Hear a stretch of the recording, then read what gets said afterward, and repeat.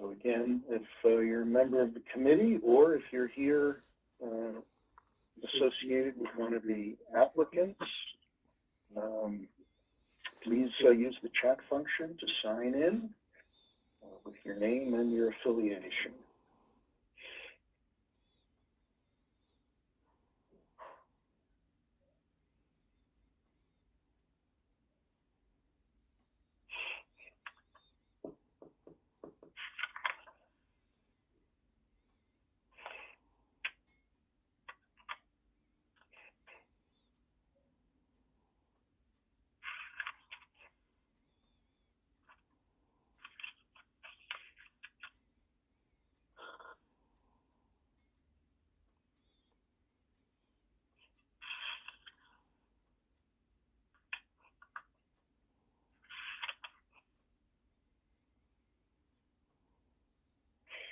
Joy, I have you signed in as well.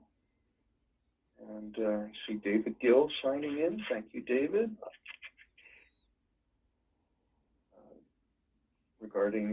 David will be, is here representing the Frontier Shopping Center.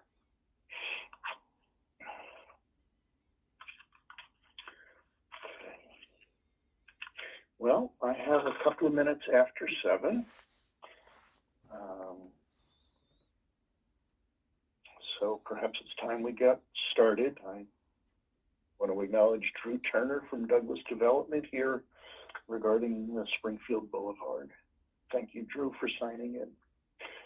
All right, so tonight, well, first of all, welcome to the Franconia District Land Use Committee. I'm the chair, Ed Joseph. And tonight we begin our consideration of the SSPA nominations. We have 3 of them on the agenda for tonight: Springfield Boulevard, Amherst Avenue, and Frontier Drive. Springfield Boulevard and Amherst Avenue are right next to each other, so it makes sense that we should have them on the same nights. I had listed them out in the agenda for Springfield Boulevard, then Amherst Avenue, then Frontier Drive. It's my understanding, though, that Katrina Knudsen from DPD staff will be presenting regarding all of them, and we'll put it together all in one presentation. Then we'll get a chance to hear from any applicants, developers, any presentations they would like to make to follow Katrina's presentation. And of course, we will have plenty of time left over for comments and questions from the committee and the public.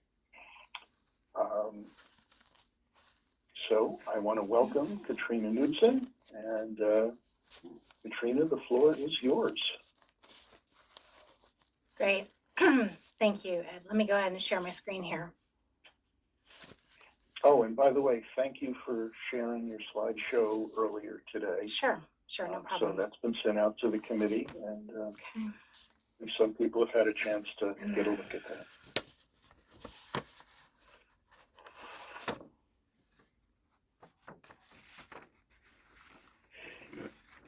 Okay, great.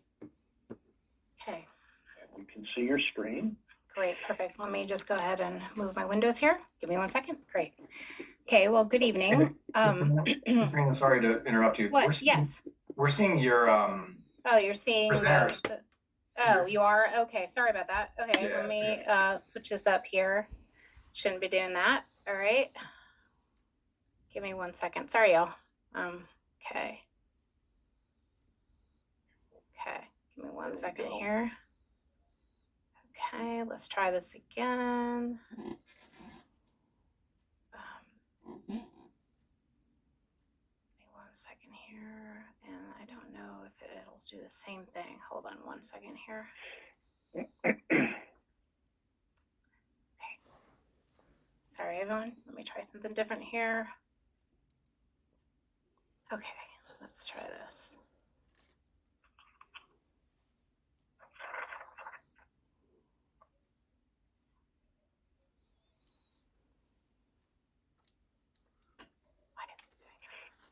While you're getting that sorted out, let me just Yeah. acknowledge that I have Andy Bernick signed in.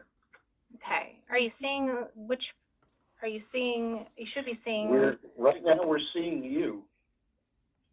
okay, I don't know why this is doing this. Sorry, everybody, I apologize. Let's see here. Perhaps if we just went back with the regular thing you had beforehand, at least presented it, and it was all functional. I think people could read it. Okay, well, let me just see here, sorry. Okay, let me just. Screen share should be going to.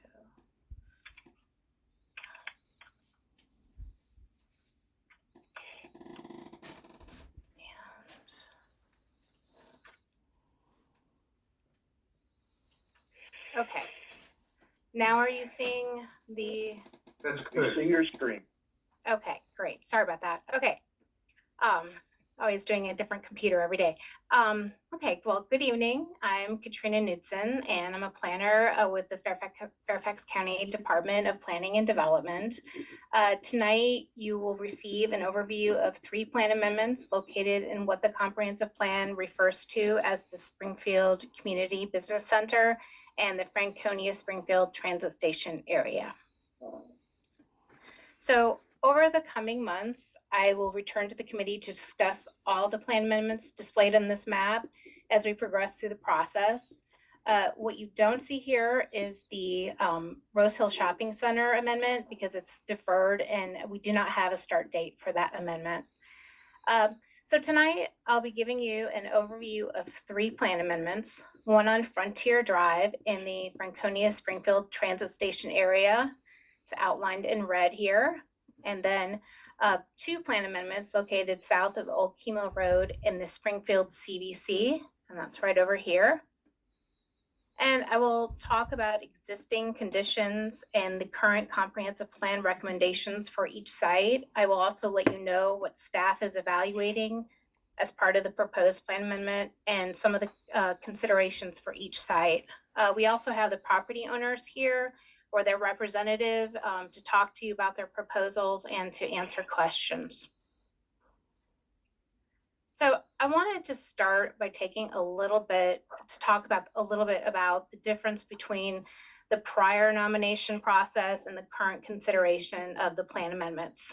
These plan amendments started as nominations during the site-specific plan amendment process.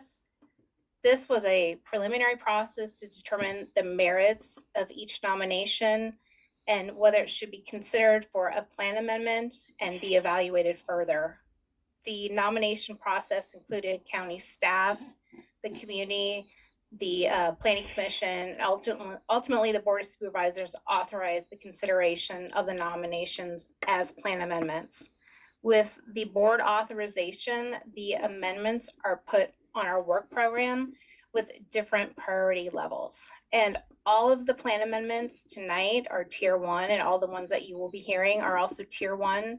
And those are what staff are working on first. And we are in the point of the process where staff is considering the plan amendments and reaching out to get community input. That's why we're here tonight. So let me start with the first one, which is the Springfield Boulevard Plan Amendment. And it's located south of Old Chemo Road between the I-95 on-ramps and Amherst Avenue along Backlick Road in the Springfield CVC. The site is 4.35 acres and contains about 14,000 square feet of vacant buildings and about 24,000 square feet of retail buildings. Current businesses located here include dry cleaners, nail spas, a bank, and auto parts stores, and our auto parts store.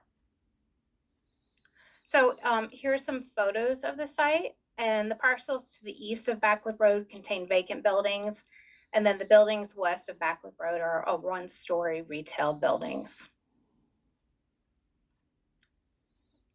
The plan amendment site is in what the comprehensive plan refers to as it's the geography within the comprehensive plan. It's land unit D of the community business center.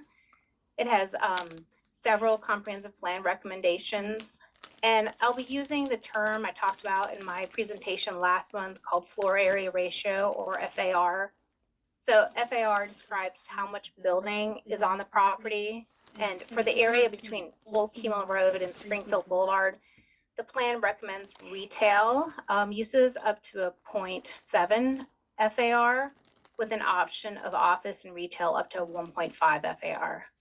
South of Springfield Boulevard, the recommendation is for mid-rise office with ground floor retail up to 0.7 FAR, with an alternative for auto sales and service up to 0.7 FAR. And then with substantial consolidation of parcels, the plan gives an optional recommendation for development up to 1 FAR. So staff is currently evaluating as part of the proposed plan amendment. We're looking at 604 multifamily units with 9,000 square feet of ground floor retail as part of the proposed plan amendment. And I will talk about some of the site considerations collectively with the Amherst Avenue plan amendment. And the developer will talk a little bit more about the proposal as well, of course. So going on to the Amherst plan amendment, and it's located south of Okemo Road and north of Springfield Boulevard, flanking Amherst Avenue to the east and west. The two sites are 1.42 acres, and these sites are a little different because they were nominated by the county during the site-specific plan amendment process. They are adjacent to the Springfield Boulevard plan amendment and contain about 25,000 square feet of vacant contain a 25,536 square feet vacant office building and a 6,226 square foot vacant retail building. The other site on the other side of Amherst is a parking lot.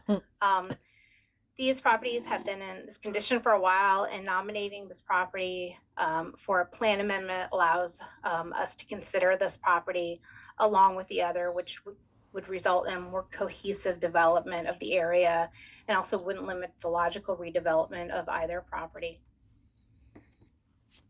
So this picture shows the two vacant buildings on the site, a view from Backlick Road of the northern block that ideally would be consolidated for development purposes, and then the parcel west of Amherst Drive, that is the parking lot. The plan amendment site is also, as the comprehensive plan geography, the comprehensive plan geography, it's land unit D of the community business center. The area east of Amherst Avenue is planned for retail uses up to 0.7 FAR with an option of office and retail uses up to a 1.5 FAR. And the area west of Amherst Avenue is planned for low intensity retail and office use up to 0.5 FAR with a height limitation of 50 feet. So the idea behind this plan amendment is the coordination of plan recommendations with the Springfield Boulevard. As I mentioned, this plan amendment was nominated by the county, not the property owner. And what you see here is a building massing, which was actually provided by the property owner informally. The red line approximates the property line as this massing shows a building on the property that is part of this plan amendment as well as the Springfield Boulevard plan amendment. And based on the numbers given with this massing, this plan amendment would equate to about 122 additional units above what is proposed by the Springfield Boulevard plan amendment. So the total for this northern block here, as you see here in the massing, is about 294 units. And, we are hoping that the two property owners can work together, so this will be a coordinated development. So here are some site-specific preliminary considerations that I wanted to share with you. Of course, staff is also considering the usual review of transportation, schools, parks, public facilities, etc. So given the proximity to I-95 and the proposed residential use, noise levels will definitely be considered. The current plan calls for a bridge for Backlick Road over Old Kemo Road, so we have to take that into consideration. With the proposed residential uses, there will be a need for streetscape improvements and pedestrian amenities. Staff will want to ensure that the plan addresses open space and urban parks adequately. And these properties currently contain vacant buildings, and they represent an opportunity for revitalization of the area through the redevelopment of these properties. Consolidation is key for these properties, especially the northern block between Amherst and Backcliff, to ensure all properties can be developed. And lastly, the county commissioned a market study, the Springfield Market Study, and which identified a portion of this area as a catalyst location for residential development. And oops, did that switch? Sorry. Okay. So moving on. Sorry to interrupt. Yeah. Oh, sorry. What did you say? It's a catalyst area? What did you just say? Yes, it identified it as a catalyst location. In other words, there were several locations throughout the CBC and the TSA that were identified as catalyst locations for residential development that were part of the market study. Okay, and I'm happy to provide, I believe I can provide Ed with the link to that market study as well. Okay, so moving on to Graham Owen just posted something in the chat. yeah, okay, he probably It appears to be the link to the market Right. study you're referring to. Perfect. Thank you, Graham. Appreciate it. Okay. So the sorry, there we go. The Frontier Drive Plan Amendment. So it's located between Frontier Drive and Elder Avenue to the south of Forestdale Elementary in the Franconia Springfield Transit Station area. It's 8.39 acres and has about 106,000 square feet of retail. I'm sure a lot of you are familiar with big box retailers, Best Buy and PetSmart, and then other small retailers in the strip mall and pad site.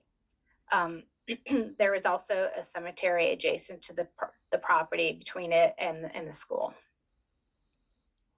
So here's some photos of the shopping center with the pad site at the front. You have the large retailers to the rear, and then the smaller retailers along the southern property line. The plan amendment site is in Land Unit L of, again, the comprehensive plan geography, Land Unit L of the transit station area. It's planned for and built at low intensity retail use up to 0.3 FAR. The excuse me, the plan amendment is proposing mixed use with multifamily and residential and multifamily and residential with ground floor retail. It proposes 634 multifamily units with 117,000 square feet of ground floor retail, and one-story retail at the rear of the site. There would be structured parking on the site, and the buildings would be approximately 12 stories along Frontier Drive and 1 story at the rear in consideration of the residential neighborhood to the rear. So again, staff is considering the usual review of transportation, schools, parks, public facilities, etc. But some of the staff preliminary considerations include the adjacent residential neighborhood, its view shed, and maintaining a buffer. The heights of the buildings are a significant change from 12 stories for the residential buildings down to 1-story building at the rear. The proposed residential would be within walking distance of Metro Rail, the Virginia Railway Express, and bus service as well. Forestdale Elementary also is adjacent to this property, so that's something we're going to take under consideration. And then the Broders Family Cemetery is located between the proposed development and the school, and special care would need to be given to not disturb it during construction. And then access to the site is limited to Frontier Drive. So those are some of the considerations. As far as cumulative impact, so although these site-specific plan amendments, considering them within the same time frame allows us to look at some of the cumulative impacts for the proposals that produce more vehicle trips than the current comprehensive plan level of development. We will have a further transportation analysis with the potential to add vehicular trips from other nearby plan amendments. For parks and open space, we can see the comprehensive need generated by the proposed plan amendments in the CVC and the TSA. And for schools, we will see the numbers of students the plan amendments generate and the schools impacted within the same school pyramid. So here is the anticipated timeline for the plan amendments and when they will come before the committee and when will we hold community meetings. And then also when we anticipate going to hearings for the Planning Commission and the Board of Supervisors. So we're obviously here with you all tonight, but we will, I will be coming back in January and then for draft staff recommendations. And then March would be when we anticipate when the committee would make its final vote. We'll also be having a community meeting on January 4th and more than likely additional community meetings in the month of February in 2024, with anticipating that we would go to the Planning Commission and the board in March and April of 2024. So with that, let me move forward here. 1 second here, sorry. Okay. So if there are any questions, or Ed, I don't know if you want to move on to the developers, owners right now, and then we take questions at the end, or I'm happy to answer questions, whatever you prefer. Yeah, I think maybe it makes sense to move on to the developers' presentations, and then we can put all the questions after that.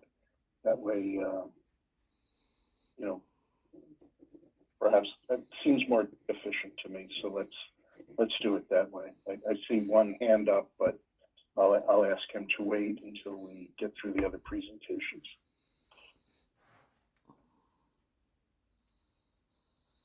Okay, so I am seeing a question in the chat. Does consideration of all three nominations together mean they all need to be approved together? I would say the answer is no. right, correct. All right. So which of the who would like to go next? I think, Ed, I'm probably next on the queue here, according to the agenda. All right, if fine. someone's supposed to go ahead of me, that's fine too, but if not, I can probably run through. My presentation will be largely duplicative of what Katrina said.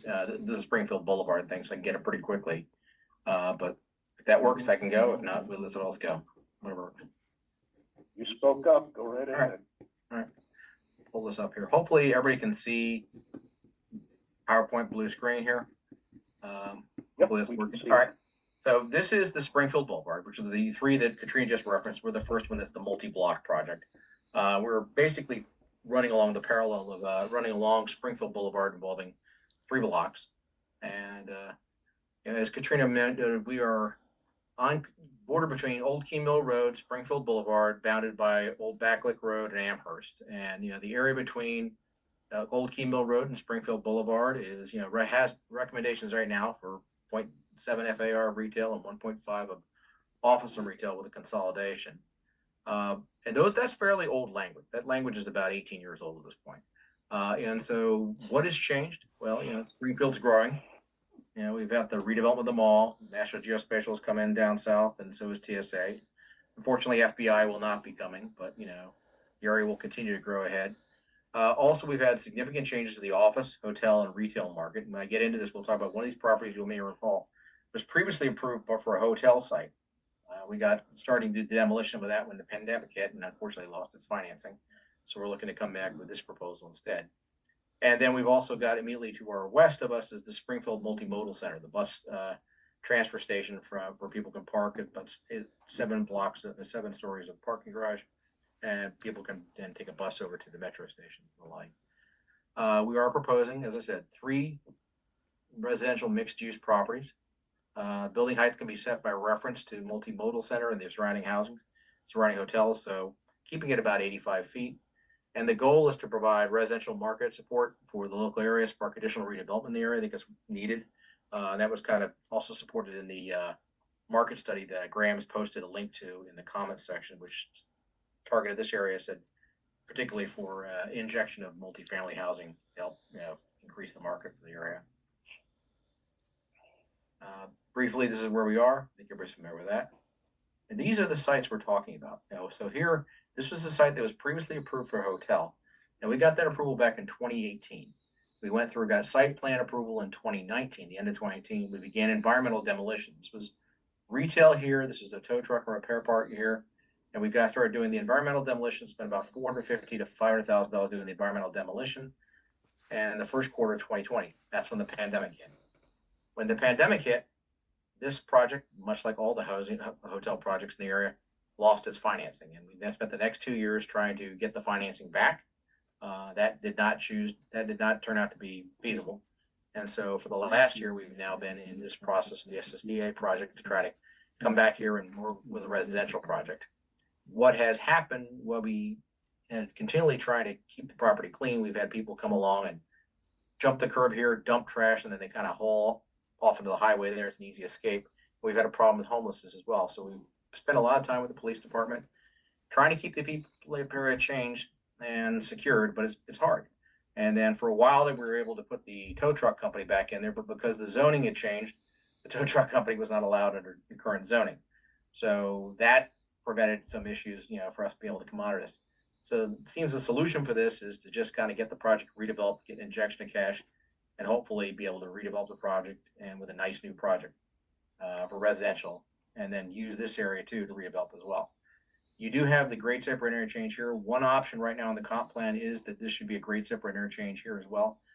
Part of this consideration would be the elimination of that grade separate interchange. There doesn't seem to be much need for it. It is catastrophic to this hotel here, and it does create an issue in terms of the gateway. But that's something the committee should consider as we go forward. This is the bus and the transfer station here. Here is the American Legion site. This is the Amherst property right next to us. And I think we have Drew on here online. I could speak to that if people have questions when it comes time for there. So here is the site we were talking about. This site here, and this site here. And the goal is to basically redevelop this with up to 260 apartments here. Develop this with 172, and then have first floor retail and non-residential uses there. Same thing, 172 units, first floor retail and non-residential units down here. And the goal basically being to try to create kind of a channel where you have new activated street front, kind of a nice attractive street front between ourselves down here and ultimately to the bus transfer station. This is kind of a little closer look in. And this is some of we're looking to kind of go something of this architecture with these kinds of heights up to about, 85 feet, so about 7 stories. And so we'd be looking for this kind of street front, again, just in keeping, having internal courtyards for the residents, attractive street front presence right there, new architecture, new investment, and hopefully an injection of, new money to spend money on these additional redevelopment properties and the existing retail that's in the area as well. We talked about, what would be there, and Katrina already kind of covered this, the northeast site, which is this site right up here. We're proposing for about 160 units. Both these sites we're proposing for 172 units. With first floor retail, up to 172 units in each one of these projects, and 85 feet, 160 feet here, 160 units here, 85 feet. And then this is a notional perspective, as if you were coming from the bus transfer station. This is looking east down Springfield Boulevard. This is that part where we have the first floor retail here, 172 units above, 172 units above. And looking further down there, there'd be the northeast quarter, where you have 260 units on a much larger parcel.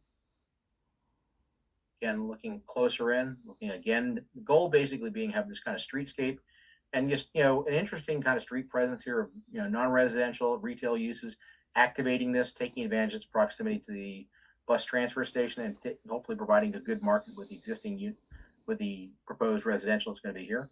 And hopefully that residential would also then, provide new injection of new investment in the properties around there, better serving those retail uses, providing them with an increased customer base. Again, this is just a close-up looking down on one side of the road. Springfield continuing to look east. Again, from this side, and part of what we're looking at here is doing, balconies above. Again, activated street presence really is what we're trying to do, is just kind of invest in the area. And then this is looking from the corner of Old Backlick and from Springfield Boulevard. This is that northeast portion, having,